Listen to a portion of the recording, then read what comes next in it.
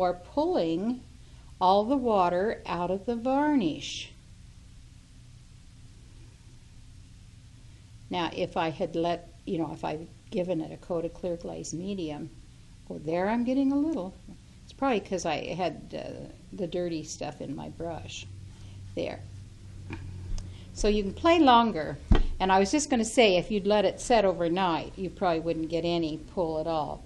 When you are used to the varnish, though, you won't get anything, except for those of you that are changing over from, say, a oil varnish, and for years you've been able to play and caress your piece and go back over it and go back over it. Now, remember again, that is happening to you because it's pulling the water out of the varnish, and you're left with mostly resin, and you're buckling the resin up. You're pulling the resin up. Why have a matte paint? Why don't eliminate the problem? In your artwork, if you want matte properties, you have to start with it matte.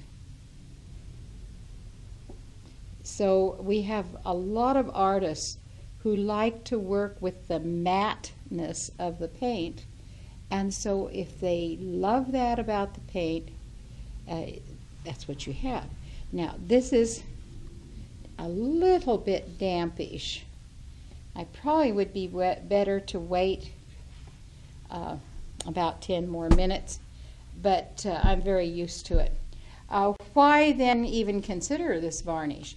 This varnish that I'm using here, the Sonja varnish, has been outside now since 1983, 3 or 4, has been outside. We're a coastal community here. As the crow flies, we're just a couple miles from the beach. And we get some good storms. And I've got a special little piece we've tested. So so if it was 83, what would that be?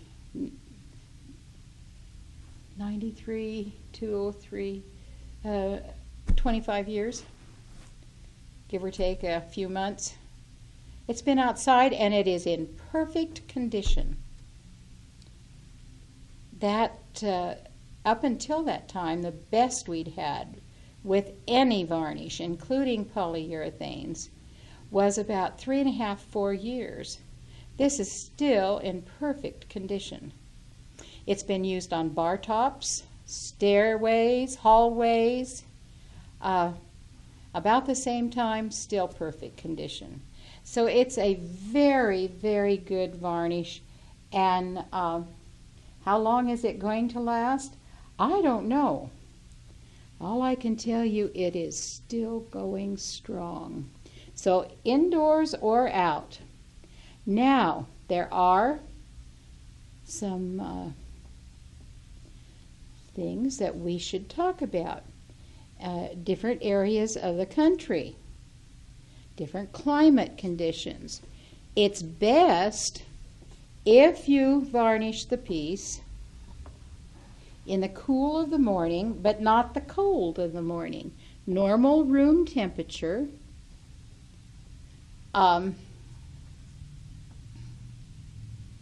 Away from any direct heat source or air conditioner source.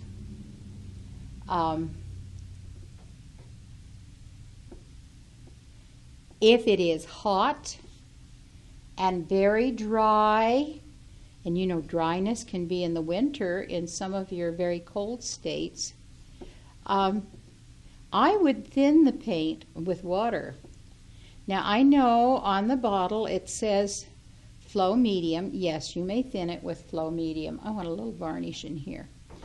You may thin it with flow medium, but I If it's very hot, if I'm working in a desert climate, in some of our southern states, I take water. Just water right out of the tap, or you could use distilled water if you wanted. And so I have varnish, and I will put a good amount, maybe even up to 1:1 of water and varnish, and thin it. Just thin it.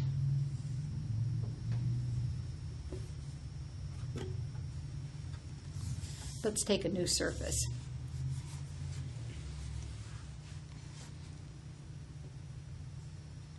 Slip slap.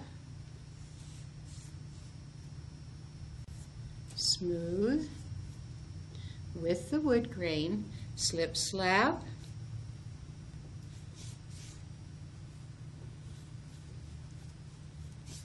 And because of the thinning with water, I have to watch runs on the sides, always.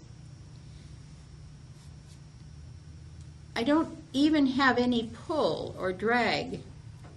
Well, does that lessen the protectiveness of the varnish? I have never experienced a problem with it. Do you have to give more coats? That's a strange situation. I have found that I don't have to give it more coats. If I were going to put it outside and I had used the reduced varnish, I think I would probably do 4 or 5 coats at least to get the protection. All right, so this sits, and I can repeat coat after coat of varnish. As soon as one coat is dry, to touch, good and dry. If you force it and go a little fast, you may get a little of that clumping. So good and dry. If you're in a hurry, go to the hair dryer. I have to put this lid on this one now because I have the water in here. Go to the hair dryer and dry it, and then proceed with your coats of varnish. After you have painted a piece, I always varnish within 10-15 minutes. If you're the least bit worried about it, go put the hair dryer to it good and give it a coat of clear glaze medium. Let that dry a good half hour or hair dry it and proceed to your varnishing. So how many coats of varnish? Your first 2 coats of varnish, like I put on here, depending on the color of your background, will streak. Just get it on. Don't work out the streaks. Just get it on, and by the 3rd or 4th coat, you have a beautiful, beautiful finish. One other word of caution. I told you about the deglossing agent that would sink to the bottom of the bottle. What has happened to some people is they do not mix that deglossing agent in well, and eventually the lower part of the bottle of varnish gets heavier and heavier with the deglossing agent. In fact, some people, when varnishing a dark colored object, get white streaks, and they panic because they've just wrecked their painting. No, they haven't wrecked their painting, but it's a large percentage of deglossing agent, and it is streaking white across the surface. To solve that, get a new bottle of varnish. Be sure you have rotated it or shake it up good. Pour out fresh varnish and give this surface that has the white streaks 1 more coat of varnish. The new varnish will drink up the